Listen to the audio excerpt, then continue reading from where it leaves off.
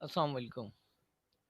आज हमारा जो ये हमारा सब्जेक्ट कोर्स है वो कंटेम्प्रेरी बिजनेस और इसके अंदर हम टॉपिक कवर करने जा रहे हैं फॉर्म ऑफ बिजनेस ओनरशिप।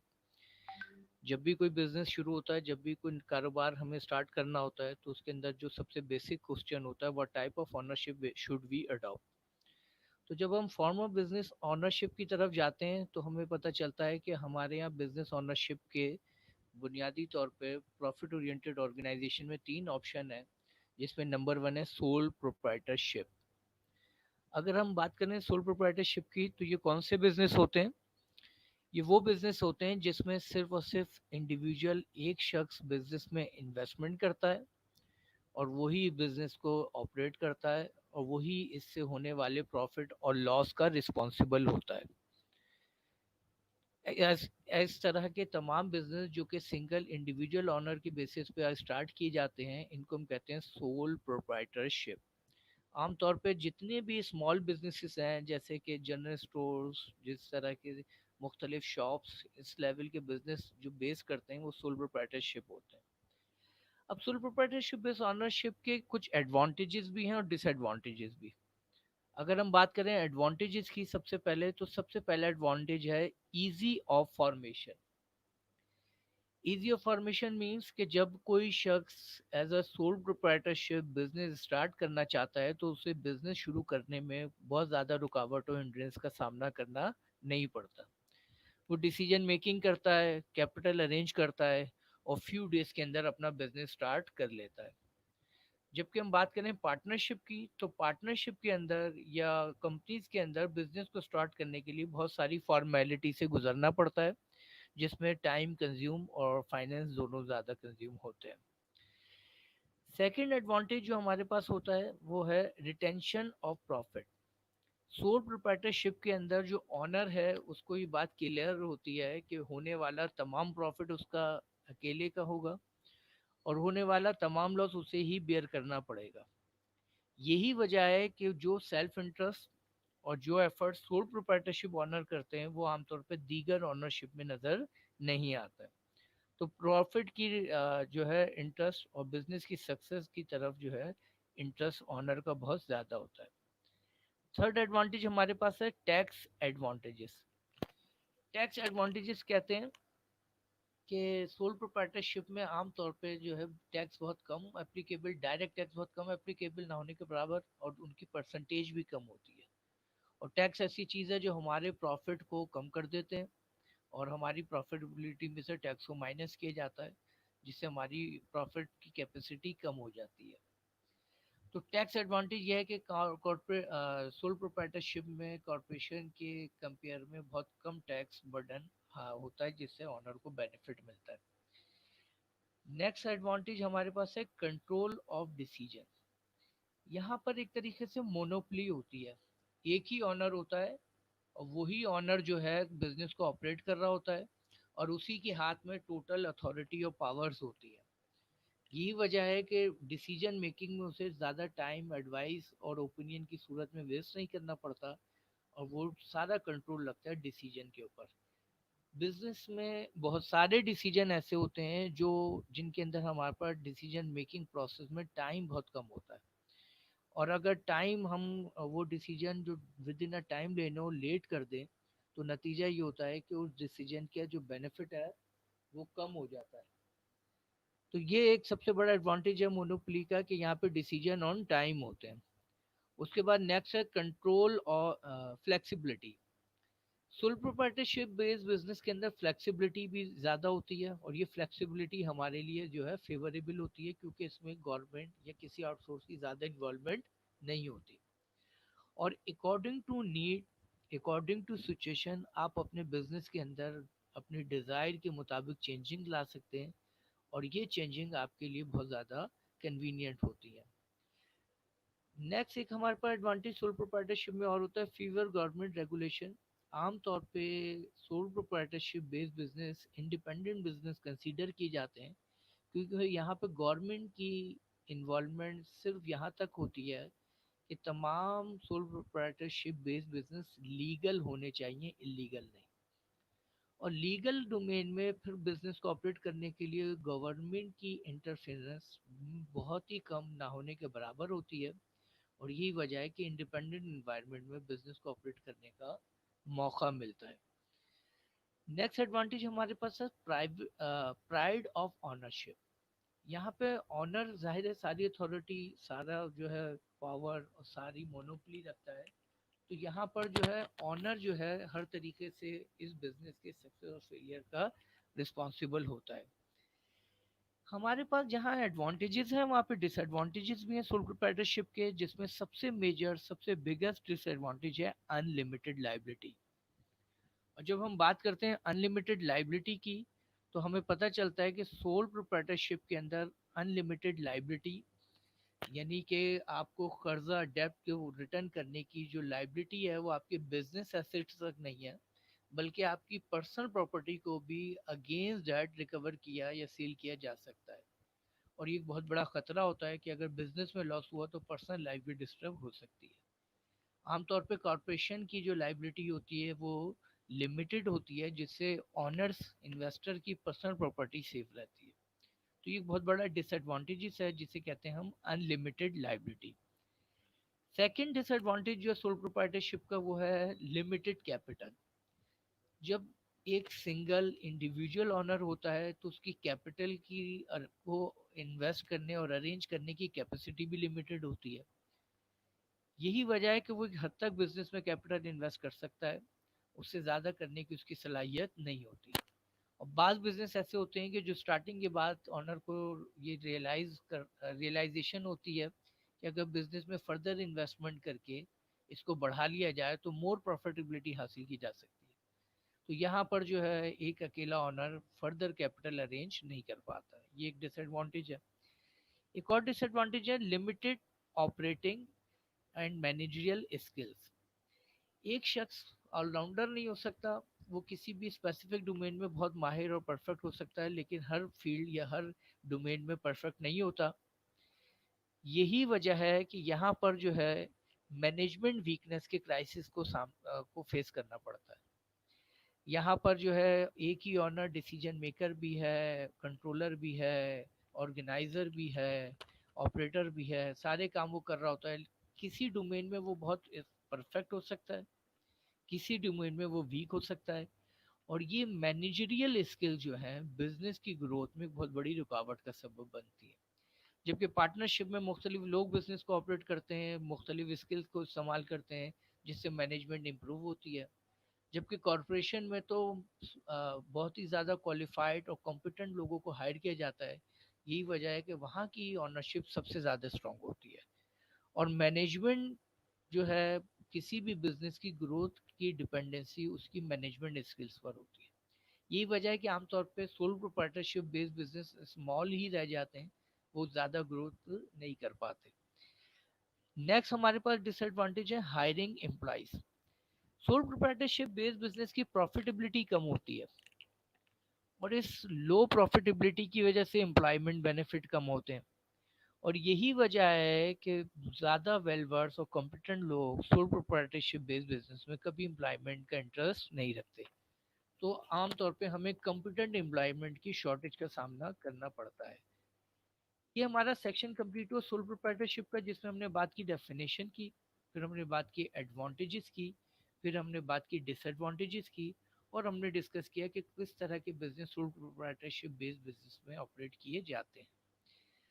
अब हम जा रहे हैं सेकंड ओनरशिप की तरफ, जिसका नाम है पार्टनरशिप। पार्टनरशिप किसे कहते हैं? पार्टनरशिप कहते हैं कि जब मिनिमम 2 और मैक्सिमम 20, 2 या 20 लोग मिलकर किसी बिजनेस के लिए कैपिटल अरेंज करें यानी इन्वेस्टमेंट करें, मिलकर रिस्पॉन्सिबिलिटी शेयर करें यानी अगर लॉस होगा तो आपस में डिवाइड करेंगे, प्रॉफिट होगा तो आपस में शेयर करेंगे। तो इस तरह म्यूचुअल एक्सेप्टेंस और म्यूचुअल अंडरस्टैंडिंग के तहत जो मुख्तलिफ 2, 4, 8, 10 या 20 तक लोग मिलकर बिजनेस करते हैं, तो ऐसे बिजनेस को हम कहते हैं पार्टनरशिप। ये बिजनेस ओनरशिप की सबसे आइडियल फॉर्म है, क्योंकि मिडिल लेवल के ज़्यादातर बिजनेस जो है पार्टनरशिप बेस होते हैं, और लोग मुख्तलिफ इन्वेस्टर मिलकर बिजनेस को एग्जीक्यूट करते हैं और ऑपरेट करते हैं। इस तरह सोल प्रोप्राइटरशिप के कुछ एडवांटेजेस है, इसी तरह पार्टनरशिप के भी एडवांटेजेस हैं। इसमें पहला advantage, just like a sole proprietorship easy of formation, इसको भी डेवलप करना आसान है क्योंकि इसमें भी गवर्नमेंट इंटरफेरेंस बहुत कम होती है।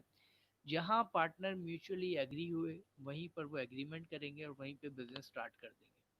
तो नतीजा क्या होता है कि बिजनेस को स्टार्ट करने में ना ज़्यादा टाइम कंज्यूम होता है, ना ज़्यादा फाइनेंस कंज्यूम होता है। सेकंड है कम्प्लीमेंट्री स्किल्स। सेकंड जो हमारे पास एडवांटेज है सोल प्रोप्राइटरशिप का, वो है कम्प्लीमेंट्री स्किल। जब दो चार या छह लोग मिलकर काम करते हैं तो हर पार्टनर वही रिस्पॉन्सिबिलिटी अचीव करता है जिससे रिलेटेड उसके पास स्किल्स मौजूद हो। और जब उसके पास उसकी स्किल्स मौजूद होती हैं तो वो रिस्पॉन्सिबिलिटी को बहुत बेस्ट और बहुत आइडियल वे में परफॉर्म करता है, और उसकी इस परफॉर्मेंस बिजनेस के लिए बहुत ज़्यादा पॉजिटिव साबित होती है और बिजनेस की ग्रोथ की पॉसिबिलिटीज बढ़ जाती है। तो different variety of skill available होती है डिफरेंट पार्टनर की सूरत में, जो कि सोल प्रोप्राइटरशिप में पॉसिबल नहीं है। नेक्स्ट हमारे पास एडवांटेज आता है एक्सेस टू कैपिटल। यहाँ पर जाहिर है दो चार या 10 पार्टनर हैं, तो किसी भी बिजनेस में दो तरह की इन्वेस्टमेंट होती है। एक फर्स्ट टाइम जब बिजनेस स्टार्ट हो रहा होता है, और एक सेकंड टाइम जब हम बिजनेस को एक्सपेंड करना चाहते हैं या रिस्ट्रक्चरिंग करना चाहते हैं या उसमें चेंजेस लाना चाहते हैं। तो यहाँ पे फर्स्ट टाइम भी इन्वेस्टमेंट के लिए जब दो चार पार्टनर मिलकर इन्वेस्टमेंट करते हैं तो यहाँ पे कैपिटल जनरेट करने की सलाहियत ज़्यादा होती है। और जब हम री इन्वेस्टमेंट करना चाहते हैं तो भी पार्टनर्स की सूरत में हमारे पास कैपिटल की availability as compare to sole proprietorship ज़्यादा होती है। तो यहाँ पर जो है एक्सेस कैपिटल अमाउंट होता है, यही वजह है कि ये बिजनेस स्मॉल लेवल से थोड़ा आगे के होते हैं। एक और एडवांटेज है टैक्स एडवांटेज। जैसे मैंने बात की कि सोल प्रोप्राइटरशिप में टैक्स बर्डन बहुत कम होता है क्योंकि डायरेक्ट टैक्स ना होने के बराबर होते हैं।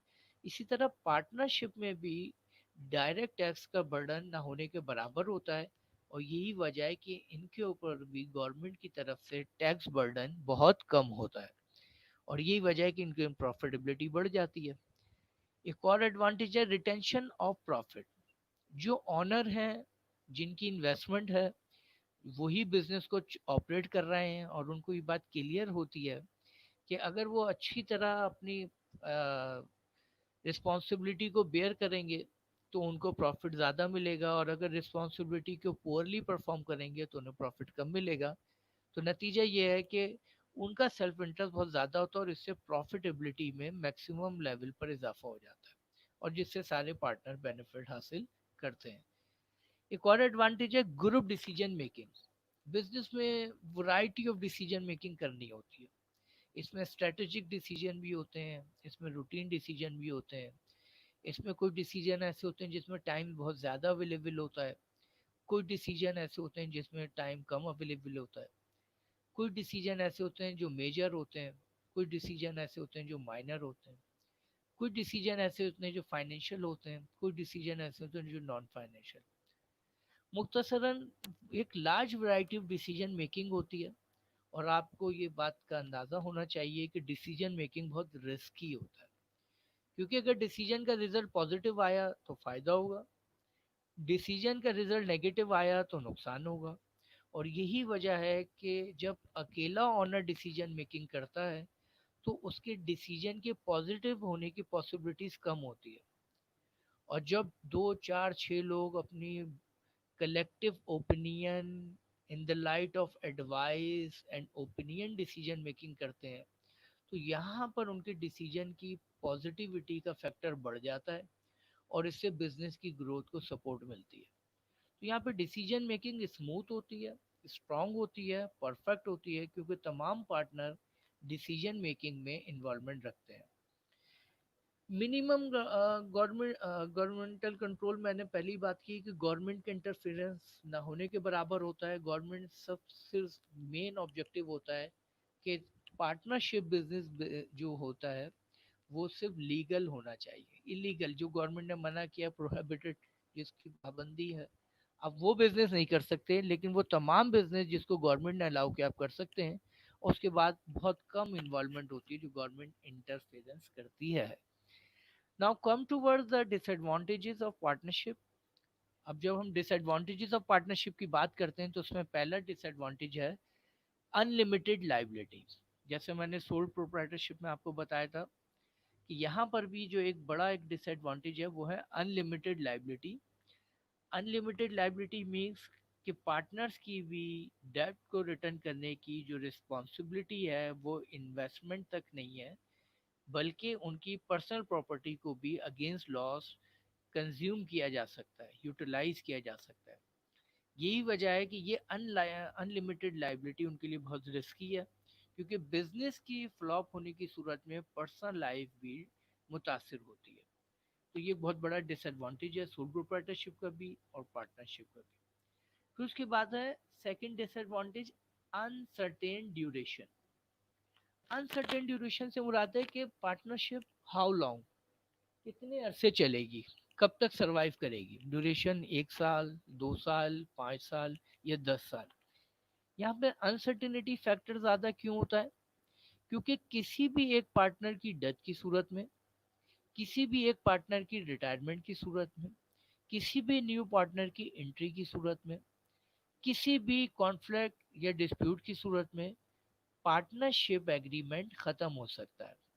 और पार्टनरशिप एग्रीमेंट ख़त्म होने का मकसद है कि आपकी पार्टनरशिप डिसॉल्व। तो नतीजा ये है कि यहाँ पे अनसर्टेनिटी ज़्यादा होती है कि पार्टनरशिप हाउ लॉन्ग, कितने अरसे तक सरवाइव कर सकेगी। एक और बड़ा डिसएडवांटेज है वो है कॉन्फ्लिक्ट। कॉन्फ्लिक्ट किसे कहते हैं? कॉन्फ्लिक्ट कहते हैं मुख्तलिफ लोगों की मुख्तलिफ ओपिनियन जब होती है और उनमें जब टकराव होता है तो ये उनके लिए कॉन्फ्लिक्ट बन जाता है। और जब लोग बिजनेस स्टार्ट करते हैं तो अपरेंटली उनके दरमियान बहुत ज़्यादा अंडरस्टैंडिंग होती है, उनके दरमियान बहुत ज़्यादा जो है म्यूचुअल कॉर्पोरेशन होता है, और वो एक दूसरे से 100% एग्री होते हैं। लेकिन उनके different behaviour, different mindset, different thoughts का पता बिजनेस स्टार्ट करने के बाद टाइम टू टाइम होता है। और उसके बाद यहाँ पे हमें जो एक सीवियर कंडीशन फेस करनी पड़ती है वो कहलाता है कॉन्फ्लिक्ट। और कॉन्फ्लिक्ट को डिसॉल्व करने के लिए अगर कोई ख़ास प्रोसीजर, रूल्स रेगुलेशन, टेक्निक्स मौजूद ना हो तो ये बहुत बड़ी आर्गुमेंट और फाइट का रीज़न बनती है, और जिसकी जैसे पार्टनरशिप एग्रीमेंट आमतौर पे ख़त्म हो जाते हैं। तो ये भी एक बहुत बड़ा रीज़न है। जिस तरह लोगों के फेस एक जैसे नहीं होते, इसी तरह उनके माइंडसेट एक जैसे नहीं होते, और ये रीज़न बनते हैं कॉन्फ्लिक्ट का। और फोर्थ डिसएडवांटेज है डिसोलेशन। पार्टनरशिप का एक और जो ये डिसएडवांटेज है डिसोलेशन। पार्टनरशिप को ख़त्म करना भी एक बड़ा मरहला है, क्योंकि जब बिजनेस स्टार्ट होता है तो उसकी एसेट्स की वर्थ, उसकी लाइबिलिटी और सारी चीज़ें चेंज होती हैं। और जब बिजनेस मैच्योर हो जाता है तो गुडविल क्रिएट हो जाती है, और टेंजिबल एसेट्स की वर्थ में इजाफा हो जाता है, लाइबिलिटी इंक्रीज और डिक्रीज हो जाती है। तो अगर कोई पार्टनर पार्टनरशिप को ख़त्म करके जा रहा है या पार्टनरशिप भी ओवरऑल डिसॉल्व हो रही है, तो यहाँ पर कैलकुलेट करना एक्चुअल अमाउंट ऑफ रिटर्न, ये एक टारगेट होता है, एक मुश्किल मरहला होता है। यहाँ हम बात करेंगे नेक्स्ट टाइप्स ऑफ पार्टनरशिप। इसमें पार्टनर्स की मुख्तलिफ टाइप्स हैं, जिनमें से सबसे पहले एक्टिव और जनरल पार्टनर। ये कौन सा पार्टनर होता है? ये वो पार्टनर होता है जो कि बिजनेस के अंदर ना सिर्फ इन्वेस्टमेंट करता है, बल्कि बिजनेस के अंदर डायरेक्ट इन्वॉल्वमेंट भी रखता है और बिजनेस के अंदर डिसीजन मेकिंग में भी शामिल होता है। ऐसे पार्टनर को हम कहते हैं एक्टिव पार्टनर। सेकंड पार्टनर वो होते हैं जो सीक्रेट पार्टनर होते हैं। सीक्रेट पार्टनर वो जो बिजनेस के अंदर इन्वेस्टमेंट करते हैं, बिजनेस के अंदर उनकी फ्यू एंड फार इन्वॉल्वमेंट भी होती है, लेकिन वो किसी स्पेसिफिक रीजन की वजह से मार्केट में अपने आप को पार्टनर डिक्लेयर नहीं करना चाहते। तो ऐसे पार्टनर को हम कहते हैं सीक्रेट पार्टनर। थर्ड है हमारे पास साइलेंट पार्टनर। साइलेंट पार्टनर वो होता है जो इन्वेस्टमेंट तो करता है, लेकिन बिजनेस के अंदर डिसीजन मेकिंग के अंदर आमतौर पे उसकी ओपिनियन को कंसीडर नहीं किया जाता। तो ऐसे पार्टनर को हम कहते हैं साइलेंट पार्टनर, जो मेजर डिसीजन मेकिंग के अंदर शामिल ना हो। Dormant partner and limited partner. ये वो पार्टनर, लिमिटेड पार्टनर जो कि पार्टनरशिप के अंदर हम जिनकी लाइबिलिटी जो है डेट को रिटर्न करने की वो लिमिटेड होती है। लिमिटेड लाइबिलिटी मींस यानी अगर लॉस हुआ तो 10 पार्टनर हैं और एक पार्टनर लिमिटेड है, तो इसका मकसद है कि उस पार्टनर की पर्सनल प्रॉपर्टी को डेट को रिटर्न करने के लिए इस्तेमाल नहीं किया जा सकता। नेक्स्ट है सिलेक्शन ऑफ पार्टनर। हमें किस तरीके से सिलेक्ट करना चाहिए कि कौन हमारे साथ बिजनेस में पार्टनर बन सकता है। इसके लिए एक नॉर्मली प्रैक्टिस हमें मिलती है कि लोग अक्सर फ्रेंड रिलेटिव के साथ बिजनेस स्टार्ट करना ज़्यादा पसंद करते हैं क्योंकि वो उनको बहुत अच्छी तरह जानते हैं। लेकिन जब हम हिस्ट्री ऑफ पार्टनरशिप की तरफ जाते हैं तो हमें पता चलता है कि सबसे ज़्यादा आर्गुमेंट और सबसे ज़्यादा प्रॉब्लम ऐसी ही पार्टनरशिप में होती है जहाँ पे फ्रेंड और रिलेटिव मौजूद है। तो आप कभी भी पार्टनर के लिए ये कंसीडर ना करें कि he should be your friend, he should be your relative. एक वो बंदा जिससे आपकी ना फ्रेंडशिप या रिलेटिव ना हो, वो ज़्यादा आइडियल पार्टनर बन सकता है as compare to relative and friend.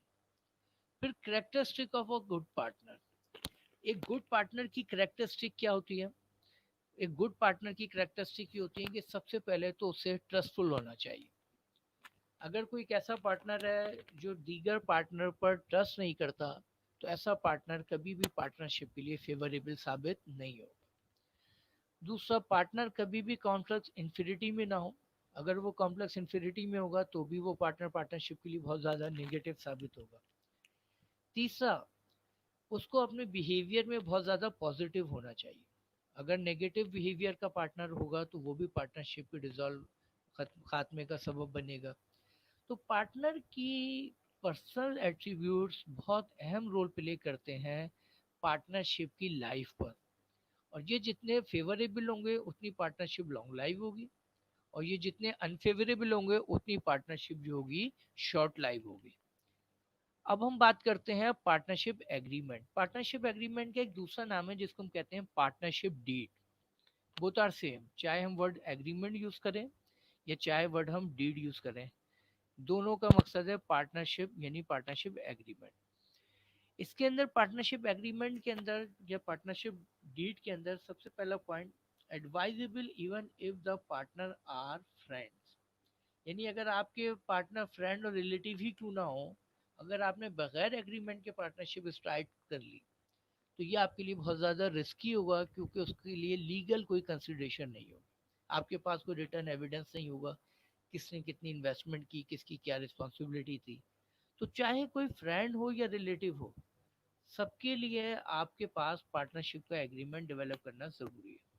Second है, can eliminate the responsibility of each partner and protect everyone with an interest in the business. आपके लिए ज़रूरी है एलिमिनेट करना responsibility of each partner and protect everyone with interest in business.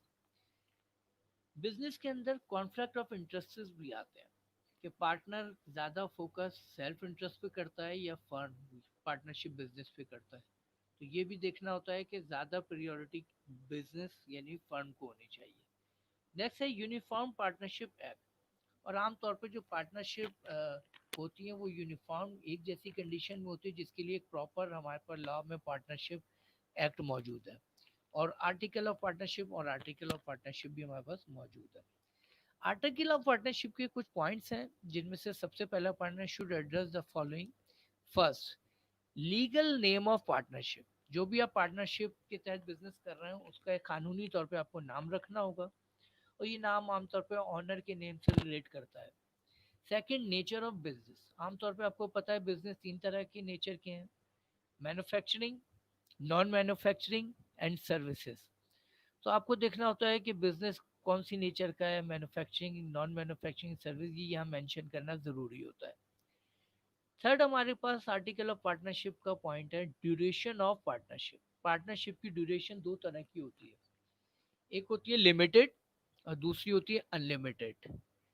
Limited partnership हम उसे कहते हैं जिसमें हम एंडिंग पॉइंट पहले ही डिटरमाइन कर लें, और जैसे ही वो टाइम फ्रेम कंप्लीट होगा पार्टनरशिप ऑटोमेटिकली खत्म हो जाएगी, डिसॉल्व हो जाएगी। और अनलिमिटेड पार्टनरशिप उसे कहते हैं जिसमें बिजनेस के स्टार्टिंग डेट और पॉइंट तो मौजूद होता है, लेकिन as long as possible last point मौजूद नहीं होता है। तो जब तक म्यूचुअल अंडरस्टैंडिंग रहेगी, क्राइसिस नहीं होंगे, ये गोइंग ऑन रहेगी। तो ये ड्यूरेशन ऑफ पार्टनरशिप मेंशन करना ज़रूरी होता है। नेक्स्ट पर कंट्रीब्यूशंस।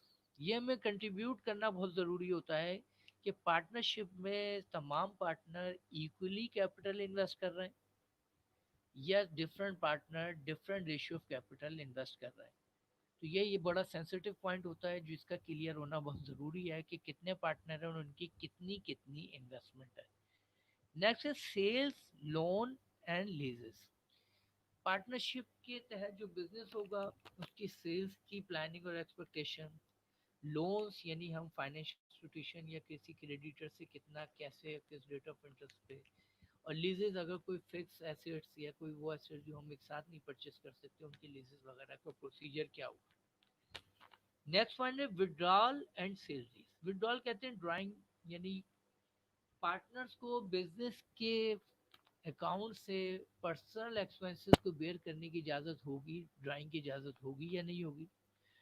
और अगर कोई पार्टनर कोई एक्स्ट्रा रिस्पॉन्सिबिलिटी बियर कर रहा है तो उसको सैलरी दी जाएगी या नहीं, और दी जाएगी तो कितनी दी जाएगी, ये यहाँ पे क्लियर होगा। नेक्स्ट पॉइंट है रिस्पॉन्सिबिलिटी एंड अथॉरिटी। रिस्पॉन्सिबिलिटी कहते हैं ऑब्लिगेशन ऑफ वर्क, यानी किसी भी काम को करने की ऑब्लिगेशन। और अथॉरिटी कहते हैं डिसीजन मेकिंग की पावर, यानी आपको पार्टनरशिप में होने वाले डिसीजन मेकिंग में कितनी अथॉरिटी। तो अथॉरिटी और रिस्पॉन्सिबिलिटी दोनों बड़े ज़रूरी हैं, क्योंकि हर पार्टनर के पास अथॉरिटी भी होनी चाहिए और हर पार्टनर को रिस्पॉन्सिबल भी होना चाहिए। तो किस पार्टनर की कितनी अथॉरिटी, हाँ नॉर्मली जिस पार्टनर की जितनी अथॉरिटी होगी उस पार्टनर की उतनी रिस्पॉन्सिबिलिटी होगी। तो ये अक्सर इक्वल भी हो सकती है और ये इंक्रीज और डिक्रीज भी हो सकती है। नेक्स्ट पॉइंट होता है डिसोल्यूशन। अगर हम पार्टनरशिप को इन फ्यूचर कभी डिसॉल्व करेंगे तो उसका मेथड, प्रोसीजर, टेक्निक क्या होगा, ये भी हम यहाँ पे डिटरमाइन कर लेंगे, ताकि पार्टनर्स को वाइंड अप की सूरत में जो रिटर्न मिलेगा वो किस तरह तय होगा। आर्बिट्रेशन, आर्बिट्रेशन के जरिए भी हम डिटरमाइन करते हैं कि किस तरीके से सेटल डाउन किए जाएंगे पार्टनरशिप के राइट्स एंड। उसके बाद है हमारे पास थर्ड ऑनरशिप। यहाँ पर हमारा पार्टनरशिप का सेक्शन कंप्लीट हो गया जिसमें हमने बात की पार्टनरशिप की डेफिनेशन की, फिर हमने बात की पार्टनरशिप के एडवांटेजेस की, फिर हमने बात की डिसएडवांटेजेस की, फिर हमने बात की टाइप्स ऑफ पार्टनर, फिर हमने बात की सेलेक्टिंग द पार्टनर, और फिर हमने बात की पार्टनरशिप डीड यानी पार्टनरशिप एग्रीमेंट, और फिर हमने बात की पार्टनरशिप आर्टिकल ऑफ पार्टनरशिप जिसके 9 पॉइंट्स है वो हमने डिस्कस किए। अब नेक्स्ट हमारा जो सेशन है वो है कॉरपोरेशन का। और कॉरपोरेशन हम या तो इसको नेक्स्ट क्लास में नेक्स्ट सेशन में रखेंगे क्योंकि ये अभी कंप्लीट नहीं हो पाएगा। तो आज की जो हम क्लास को यहीं पे अभी वाइंड अप करते हैं। ओके, अल्लाह हाफिज़।